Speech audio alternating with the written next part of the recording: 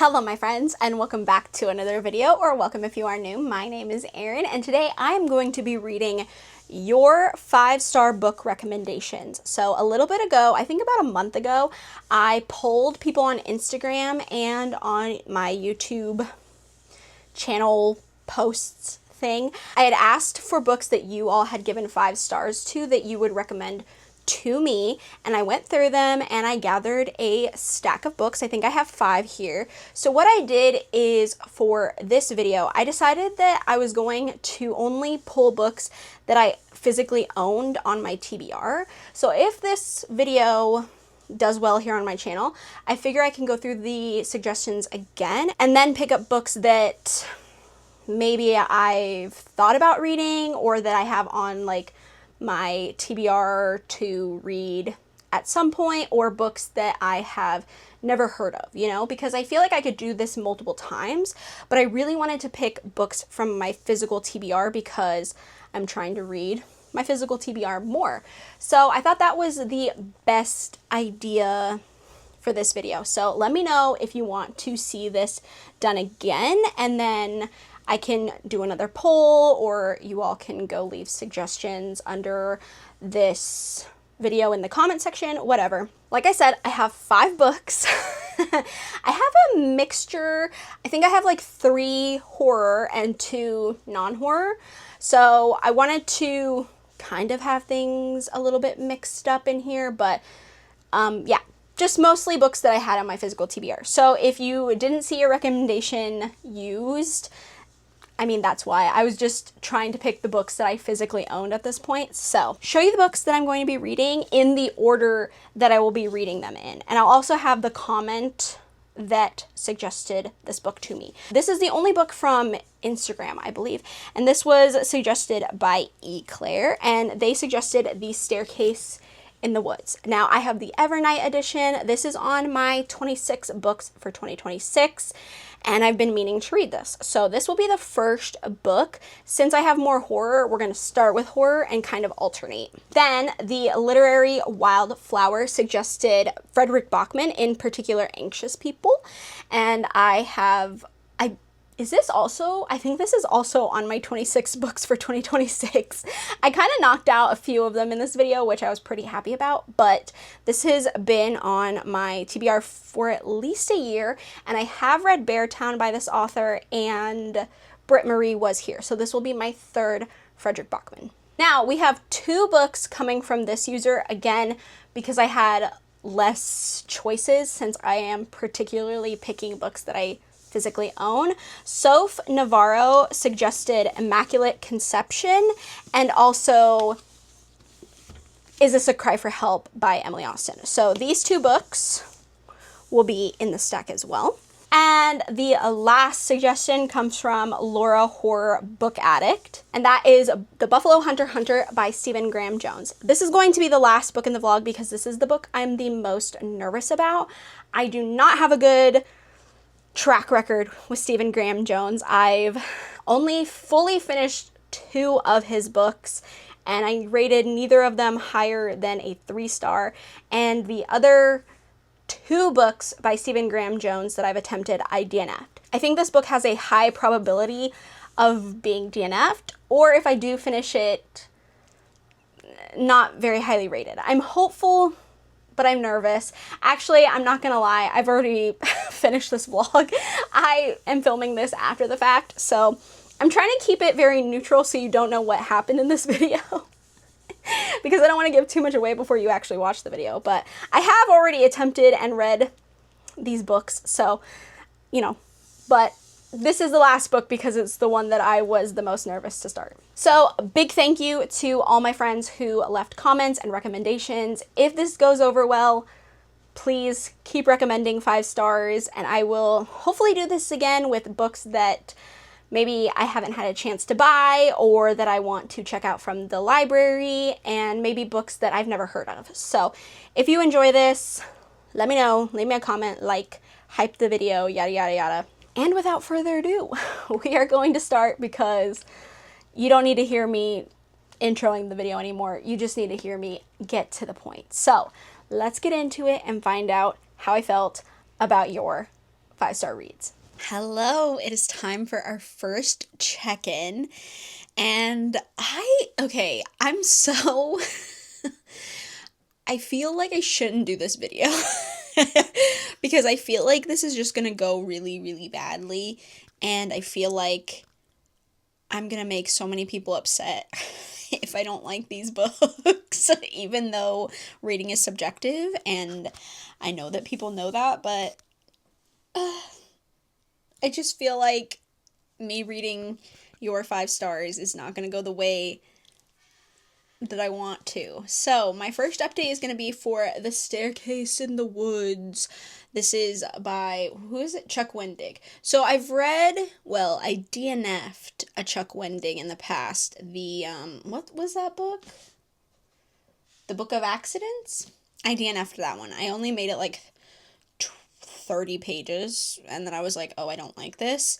I got this in my Evernight box, so it has a different cover, and then I'll show you what the book looks like. So, it's very cool. It's got sprayed edges, there's artwork inside the book. It's very pretty. Okay, so I think my problem is that this is one of those books where a group of friends, they were like misfits in school, and they just didn't belong anywhere else but with each other, and they had a traumatic event happen, and they grew up, drifted apart, and now they've come together as adults to deal with this trauma again, right? It's very It coded. I feel like so many books try to copy the It plot line, the It kind of vibes. And I just don't think these books work well for me. I never really end up liking the kids or the adults. I don't really like them as kids or adults. I just feel like it's a very overdone trope or plot, and I'm just not that interested right now. Like I'm not excited to read it.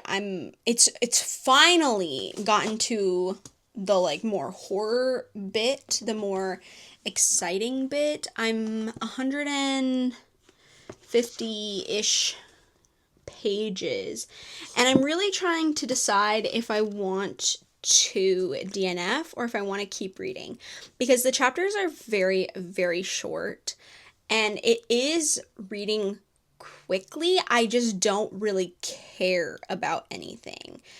The plot is that in 1998, this group of 5 friends, they went camping and they found this staircase in the woods. One of the friends climbed it, disappeared, never to be seen again. Now, as adults, they've come together, the 4 of them that are left, and they've found the staircase again.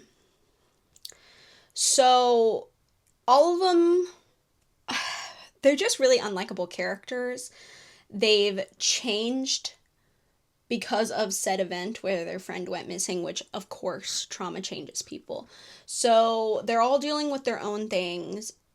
I don't really understand why they're friends, because even as kids, I was kind of like, I know that when you're younger, it's more of like a proximity thing, because you go to class, you are in the same school, you have the same schedules, you kind of drift towards people because of that closeness, because of that same environment, the same studies, the same people around you, whatever. So I understand that people that you're friends with in high school don't necessarily last for some people, because you're just not going to stay the same, and when you leave high school, things open up, you experience different things, you find different people, you broaden your horizons, whatever. So I'm not saying that I don't get why they were friends, but it just seems like they didn't necessarily even like each other as kids. It was more that they didn't have anyone else, so they latched on to each other, which is fine, I guess. And now as adults, I'm like, you call yourselves friends, but like, I don't really like that trope of like, we're friends, but we're not friends. We don't really like each other kind of thing. I don't know. It's just not something I enjoy. The characters are very flat for me. I don't really feel connected to any of them. Owen, who is one of like the more main characters, I say Owen and Lauren are the two that you get the perspectives from. Owen, it's mentioned that he has OCD, which, you know, I love when a character has OCD. I have OCD. It's just something that I really enjoy. I just don't think that it's super relevant to the plot right now. I would like it to become more relevant. I don't know if it will. But otherwise, it's just like stating a character likes the color blue. It just is like, okay, it's a fact you gave me, but nothing else. I don't know. It just feels like Stephen King, which, if you know me, I don't really enjoy reading Stephen King. So authors that have a similar writing style, a similar storytelling, not that it feels like Stephen King, because it's reading faster than a Stephen King ever does, because that man likes to blab. But I just feel like a lot of the first bit that we were reading was very info dumpy. It just was stating a lot, telling you a lot, not really giving me much in terms of,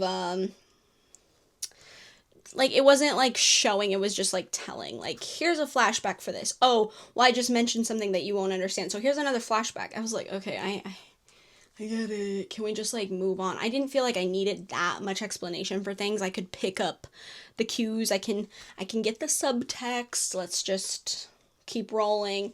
So now we're into like the meat. So I'm gonna keep reading because I want to see if anything makes me like it more.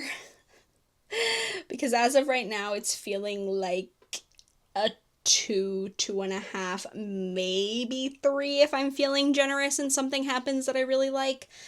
But yeah, this is just not really my kind of book. It's just not it's not aimed for me. Again, I don't really like these, you know, friends deal with an evil thing or a bad thing or a traumatic thing, drift apart, come together. It's a plot I see so much in horror, and that coming of age just doesn't really do much for me. So as of right now, I'm not loving it, so I'm so sorry. To all the people who love this book, I'm sorry. But I will keep reading, and if I just don't like the horror either, I will probably DNF, which I'm so sorry. But I can't keep going if I hate it like this, okay? And I don't want to just give it a negative review. I'd rather just DNF, because it just feels better to say it didn't work for me. I don't have to rate it. I'm going to keep going. Who knows, I might finish. I might just plunge ahead and actually do it, because it's not taking me that much effort to read. So if I finish, I will come back. If I DNF, I will come back, and I will have more thoughts, maybe, to tell you. And we'll go from there. So that's the update, and we will talk soon. Hello. Okay, I'm here with an update. I did, in fact, finish reading The Staircase in the Woods. I wish I had DNF'd it, but it was quick to read because the chapters are so short that I was like, it feels like I'm giving up when it's so easy to get to the end. And so I talked myself into finishing the book. I really wish I had not, because I am going to give this 2 stars. I think my issue is that this feels like so many books that have these same types of tropes. Like I said earlier, the group of friends, blah, blah, blah, blah, blah, yeah. That trope, but also, like, that trope of how everything is about your childhood trauma and how, and don't get me wrong, I think that some books take childhood trauma and turn it into a horror book extremely well. This felt like every character was trauma dumping every 5 pages, and it felt pointless and very tedious for me. Again, the characters are very unlikable. This is a personal preference. I personally like to like the characters I'm reading about. I like to have connection to them. I like to want to root for them. I like to feel empathy for them and to feel strong emotions towards them. I prefer it to be positive. Now, some people don't mind unlikable characters, and I think that's fine. I think my problem is when a book, you can tell that the purpose isn't to make them necessarily unlikable. It's just to make them kind of more human, and then to, like, make you feel connected to them by their trauma and their mistakes and their humanness, and I didn't feel that in this book. It kind of reminded me of The Haunting of Velkwood, which I also didn't care for, but that was way shorter, which at least made it seem less painful to get through. This just felt like a lot of unnecessary explanation, a lot of chatting, a lot of trauma dumping, a lot of blah, blah, blah, blah, blah. Like, it just took too long. I was waiting for the end. And my favorite part actually was the end. 1, because it was then over. But 2, I did like the emotional aspect of the ending. I do like when endings have an emotional push. But it just wasn't enough to make me love this book. There's also slurs used in here. The R slur, the F slur.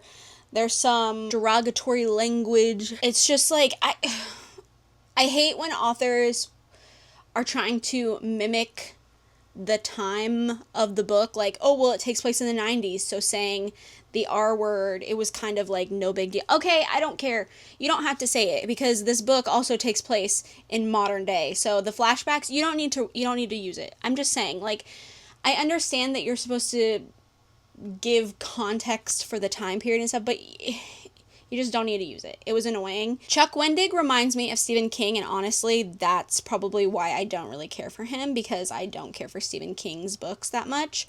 So, I don't know. I just feel like everything was very, like, ugh. I just felt like it was a chore.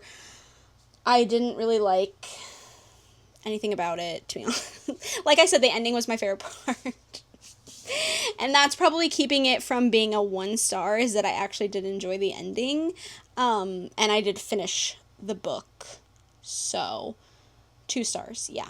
I'm so sorry if you love this book.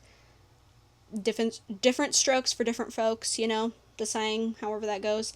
And, just not my kind of horror, not what I like to read, not my type of plot, not my type of tropes, not my type of characters. Just not a book for me.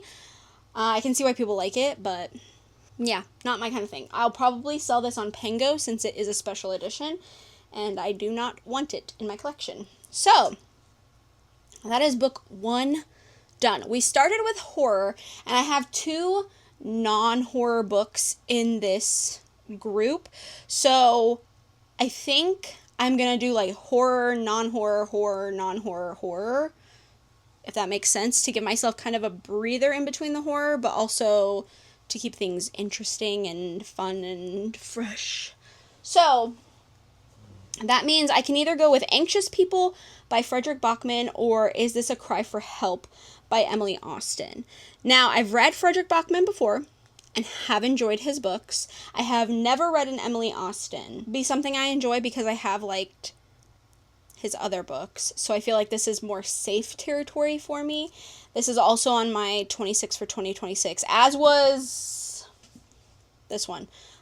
Actually, 3 of these books in this vlog are on my 26 for 2026, which thank you all for helping me. But I think I'm going to start with Anxious People. I know the most about it. I'm more familiar with the author, and I have a higher chance of liking it, I think. I'm not really sure, but I'm going to go with this one. I'm scared because the last Frederick Bachman's made me cry, although I do feel like people said this one wasn't as sad as his other books. So I feel more confident going into this one that I'm not going to cry. So I think I'm going to go with Anxious People, and we'll pick this up after the next horror book. But yeah, this will be next. Today is Monday. We have apartment inspections this week, which I freaking hate when they come in and look around because my stuff's everywhere and I gotta pick up and make things look a little bit nicer. In here, and specifically, I have a lot of things that I want to do. I'll show you what I'm planning, actually. Hold on, I'll clip this to my shirt. And let me take the camera and show you around, actually. Okay. Ow. Okay, so over here, these piles of books on the floor and behind that shelf, those are the books that I've read this year and want to keep. I haven't put them anywhere on my shelves, but as you can see, I have 2 empty shelves now. Oh, hello? As you can tell, I have 2 empty shelves now, which means I can fill those up. So what I really want to do is come over here. On the second bottom shelf, I have fantasy and Greek mythology books on this shelf. And I really want to take my fantasy from over here to one of those empty shelves. So I think I'm going to do some rearranging in here, but I need to get those books off the floor. And then also, I need to put all these books that I've recently gotten. These are all new, these 2 stacks right here. That's my red books for this month. These I need to put on my TBR shelves over here. And then these are my books that I'm selling on Pango that just are waiting to be bought. So I'm going to have to move those into a totally different room because they're just taking too much space. But yeah, that's pretty much what I'm going to do today. So wish me luck, but I got to keep this room organized. It looks okay, but yeah. Anyways, you'll see maybe some B-roll of that, and I'll check in when I have something to say about Anxious People.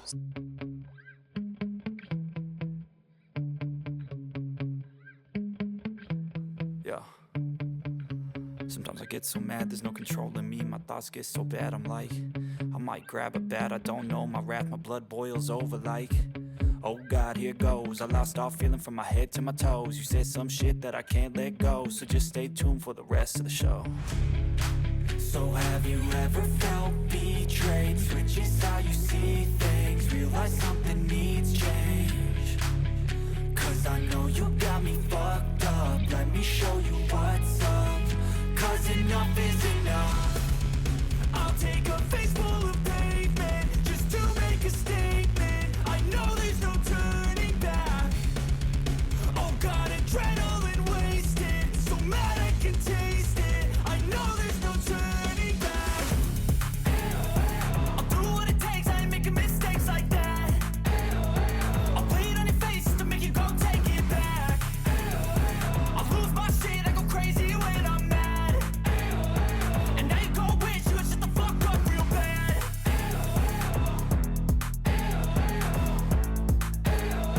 And now that I'm gone, yeah, I know there's no turning back.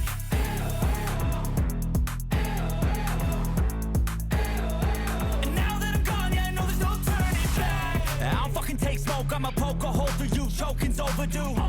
Come at me and you won't get any older, dude. Crack your holder too. Heating up inside of me, blood so violently. Thanks for trying me. Now it's finally time to see how this rivalry becomes a dynasty.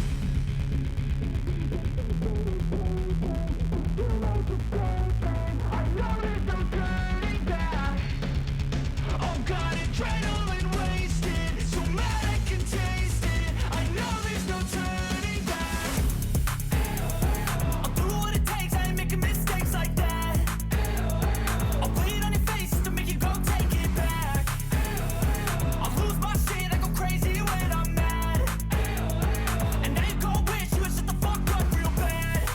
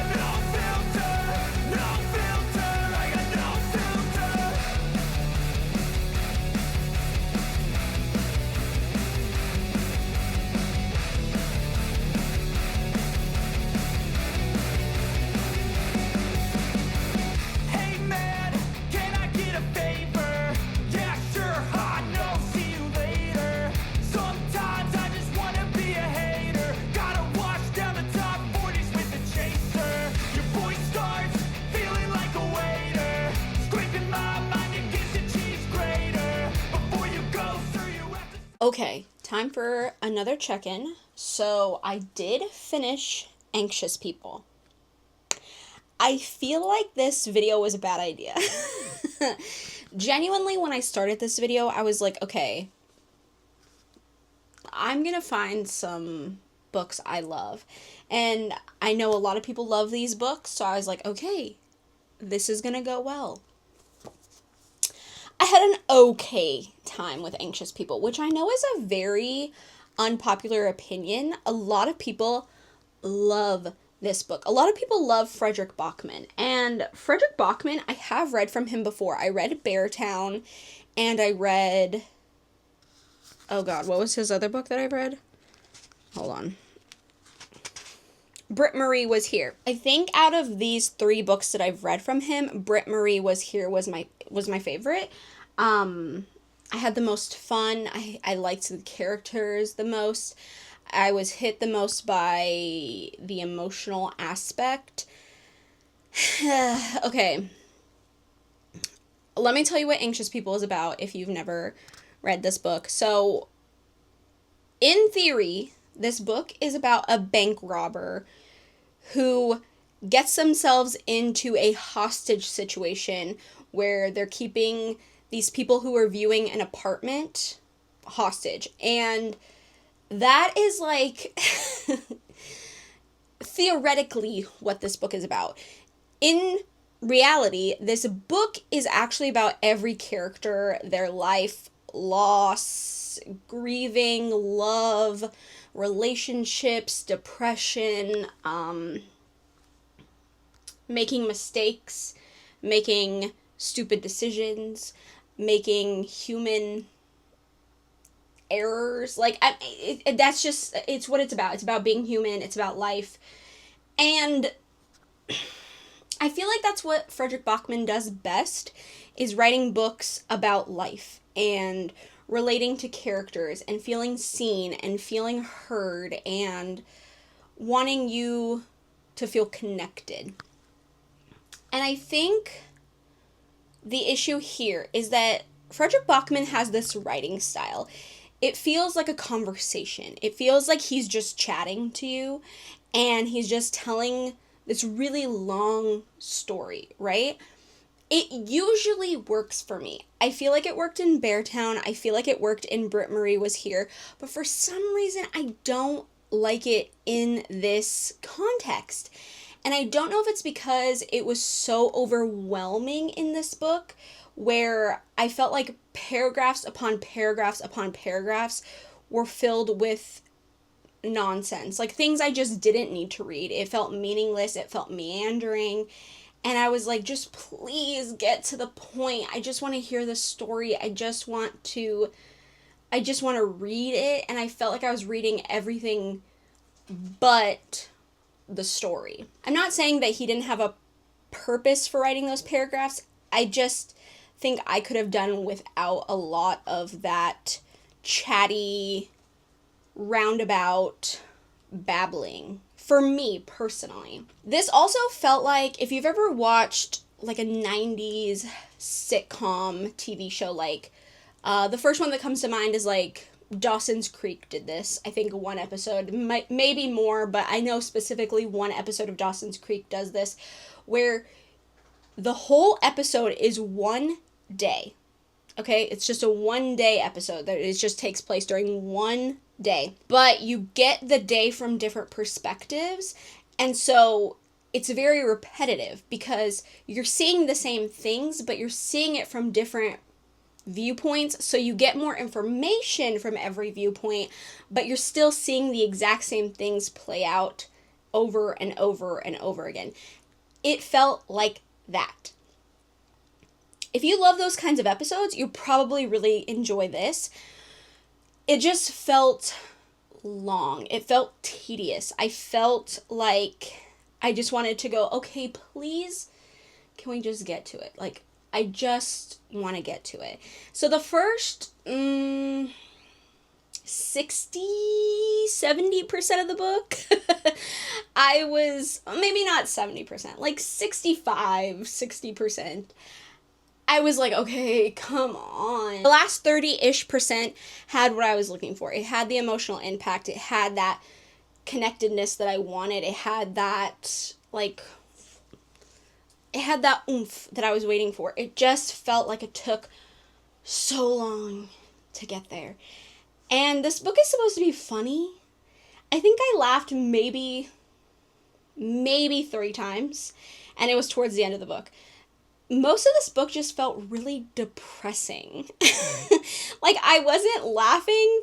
I wasn't necessarily sad. I was just like, oh my god, this is really heavy, which Frederick Bachman, he does tackle heavy topics and makes them, I think, a little bit more palatable. But this one just felt especially heavy, but without that connectedness to the characters. I wasn't that invested in the characters until way later in the book.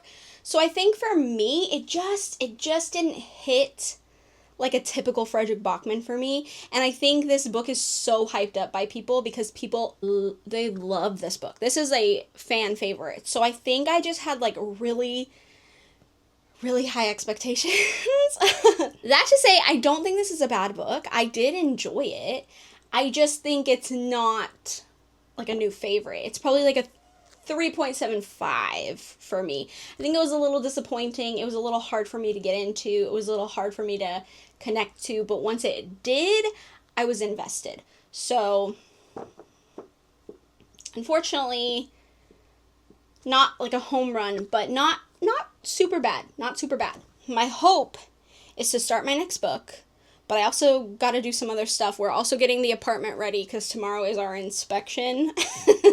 And I just want the apartment to look semi-decent, not super trashed. I mean, it doesn't look bad, okay? It just looks very lived in. We have a dog. We have lives. So there's clutter and stuff. So I just want to pick it up, make it look better. The next book is going to be Immaculate Conception by Ling Huang. I have read Natural Beauty, and I did enjoy it. I gave it 4 stars. So I have hopes that I could really like this one. I'm hoping. I also got a very exciting package in the mail yesterday, which was, if you know Deja here on YouTube, Deja's Book World, I absolutely love her. She makes amazing video content, and she just recently opened up a shop called Fable and Fiction, and she's selling these really cool bookmarks, and I got some, and so now I get to look at them. I want to show you them in like all their glory. Can you see them? I hope it can focus on them. Focus. Can you see them? Look how gorgeous they are. Look at that foiling. They're so luxe and like buttery feeling. They're so pretty. Oh my god. So maybe I need one of these to give me good luck. I'm going to match my book, and I'm going to go with the blue one, which is a little shark bookmark. Can you see it? I'm going to match it. So maybe Deja's bookmarks will give me good luck, and this will be a home run. I'm putting so much pressure on a bookmark, but hopefully. So that is what I'm going to do. I will update you all when I have an update, something to say. Who knows? I don't know. But I probably won't be able to read a lot for the rest of the night, so we'll see how this goes. But I'll update when I got something for you to hear. I'm here with some book news, book updates. I finished Immaculate Conception earlier today, and I don't know what this video is. I don't know what this video is turning into. I feel like I made a bad decision doing this. Or maybe I just picked the worst books for myself. But I didn't enjoy this. I gave this 2.5 stars. Now, I want to preface this by saying, if you love literary horror and you like science fiction and you like books about art, you'll probably love this, okay? Now, unfortunately, literary horror is something that is a very hit or miss for me. Sometimes it can make me feel very stupid. It can go over my head a lot of times. So it just really depends on what kind of book we're talking.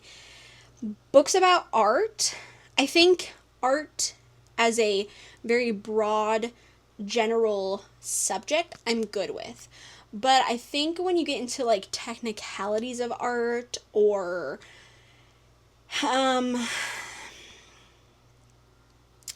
like art theory, or like if it's just about artists talking about art, I feel like that's where I'm not really into it, because I like art. I think art is very important. I enjoy art. I like to partake in viewing art, but I don't really consider myself like a connoisseur of art. I don't really know enough about art to have intellectual conversations with people. I can look at something and think, "Oh, that looks really cool. I like the way someone did it, like their technique's good." But like I couldn't have a stimulating conversation with someone about art, probably. Not in the way that I think art people have art conversations, if that makes any sense. Science fiction is not my favorite. I think it depends. If we're talking about like science fiction, like fantasy, like Star Wars, sure. If we're talking about like horror science fiction in terms of Frankenstein, absolutely.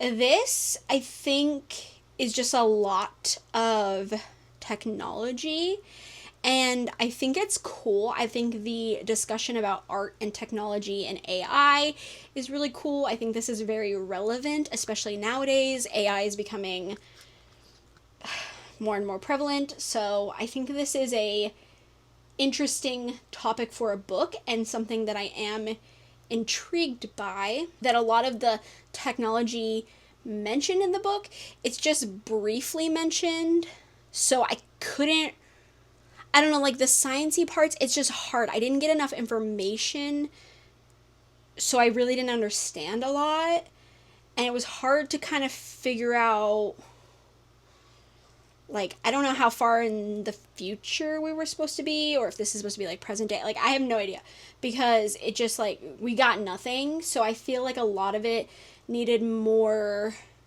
explanation. I needed a little more in depth with this to understand it, I think. It does feel like a Black Mirror episode, and honestly, if this was a Black Mirror episode, I probably would have loved it, but I think reading about it, I was really bored. All the art and technology it just went over my head. Like, these are not my wheelhouses, these are not my realms. It all is like, whoosh, like going over my head. I like that it handles jealousy and friendships. I think jealousy is such an interesting emotion to tackle, because jealousy is a very normal emotion, but it's how you handle jealousy, right? It's what you do with that jealousy that is the important thing, because jealousy is so normal, but you can uplift others even if you're jealous of them and still want them to do well, and you can still exist in the same sphere as people, and everyone can have a place there, and you don't need to knock people out because you're jealous of them. You know what I'm saying? I think that was an interesting subject. That was probably my favorite subject of the book, because this is about friendship. It's about these two girls who are friends, but they're both artists, and it, like, I don't even know how to explain it, honestly, but it talks a lot about originality and how it's hard to be original when there's so much inspiration. I don't know, there was a lot in this book. I think for me, I wanted more horror in like the realm of natural beauty by this author, because I did enjoy that book, and I was expecting more. I think I was expecting more in that line, and this just felt less like that. It felt more science fiction, more literary, with a splash of horror. I felt like a lot of the art conversations felt pretentious because I just didn't understand them. That could be a me problem because I just don't get it. So I was bored pretty much the entire time. The ending, I was more intrigued by. That's where things ramp up. More intrigued by the second half because everything comes to a head there, and I feel like the last, like, 20-30% was the most climactic, but the ending I was just kind of like, okay. I don't know. I feel like if I had watched it as a Black Mirror episode for like 45-50 minutes, it would have hit harder than reading 280 some pages, at least for me. So I'm not the target audience for this, okay? I'm not the target audience. I don't think it's bad. It's just not for me. To move away from horror, we're going to go with Is This a Cry for Help by Emily Austen. I have never read anything by Emily Austen. This was gifted to me by Atria a while ago.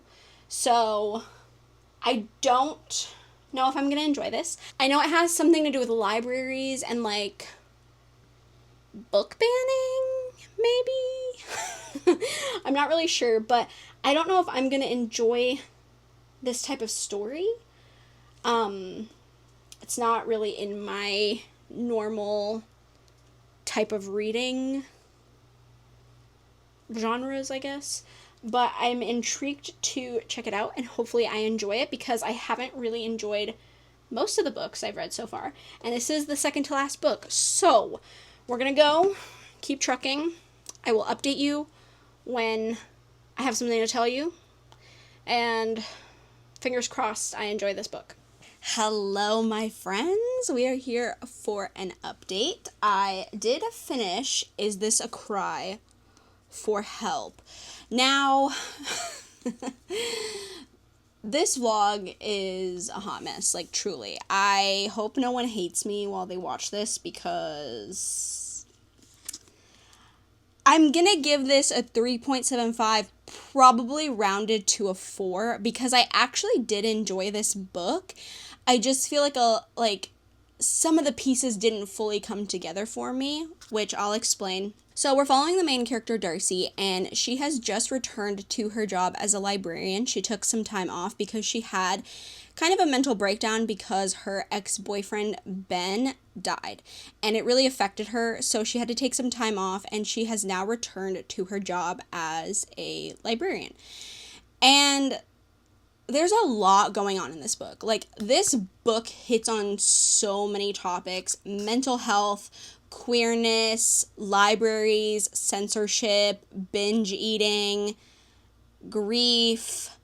I'm probably missing so many because this book, I mean, it just touches on a lot. And I really, really, really like Darcy. I feel like she's a very relatable main character for the most part.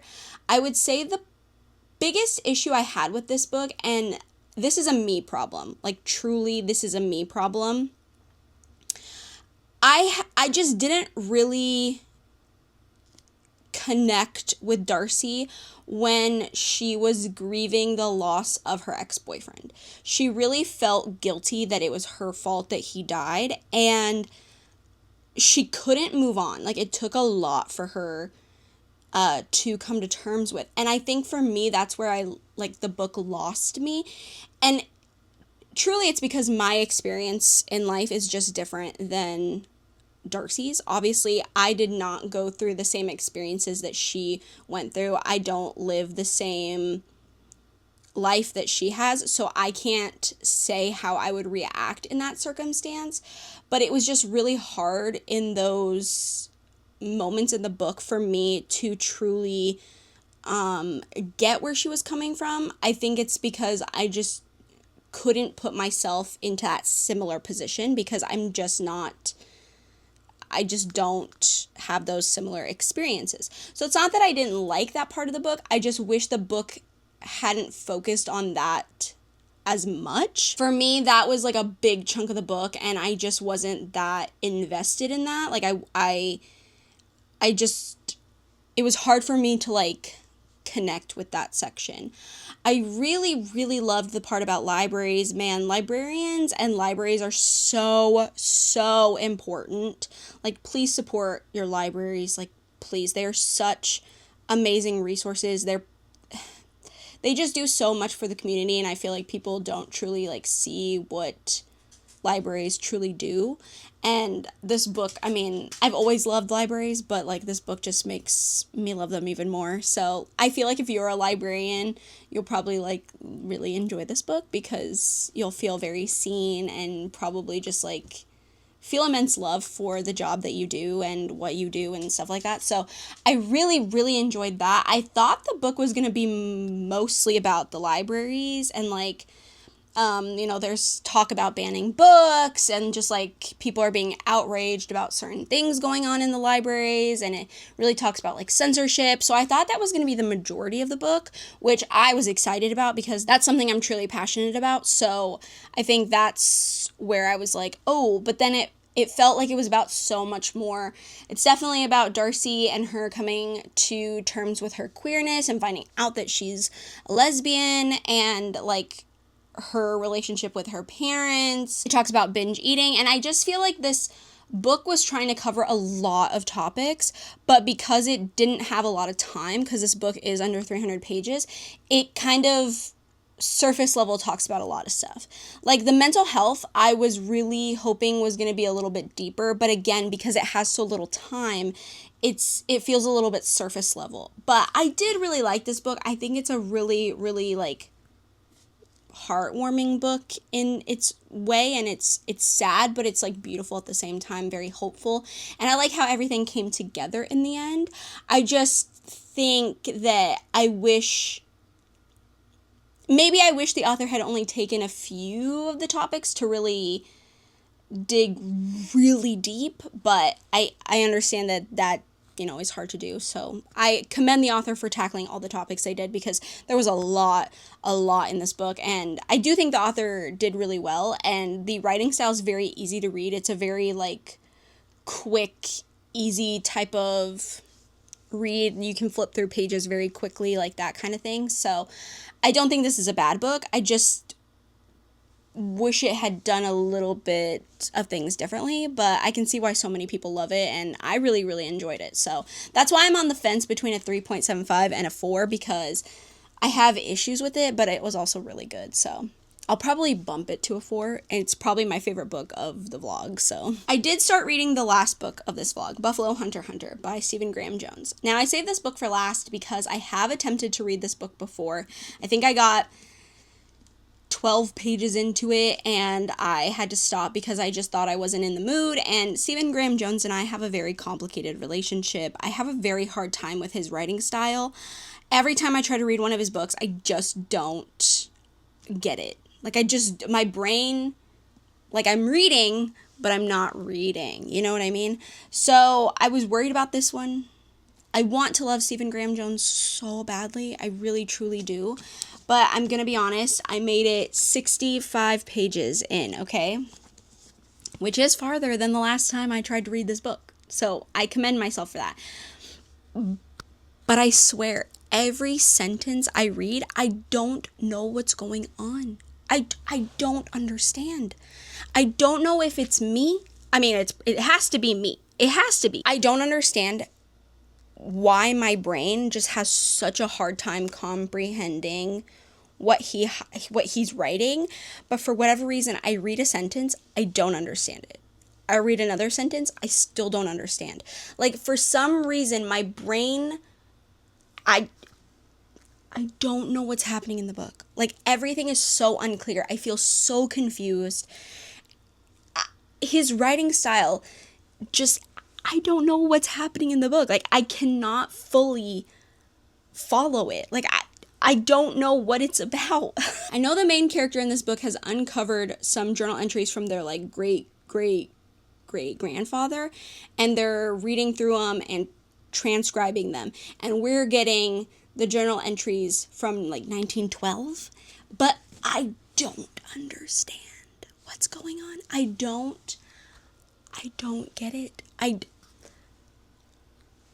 like, I truly don't know how to explain this other than I read a sentence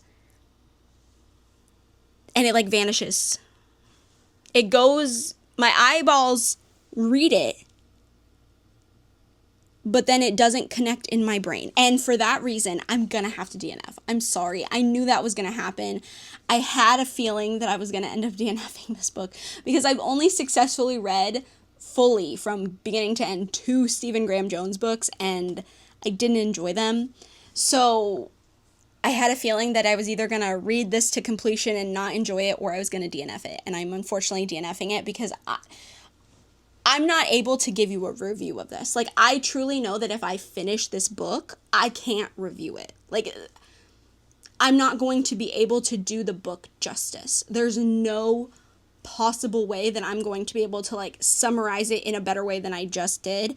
And also explain, like, the intricacies of the plot and, like, the characters and, like, what's going... Like, it's not gonna happen. It's truly not gonna happen. Honestly, this vlog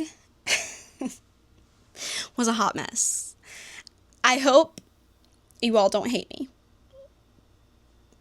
I don't know. I truly don't know what happened. I thought this was gonna be a fun little vlog.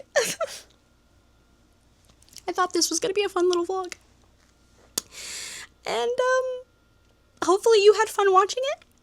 If you want to see me do something similar in the future, maybe I need a redemption vlog. Redemption vlog? Should we do a redemption vlog? Let me know in the comments if you enjoyed. Like, subscribe, hype the video, blah, blah, blah, blah, blah. You know what to do. And with that being said, I hope you're having a great day, night, morning, afternoon, wherever you are. And I will see you in my next video. Bye.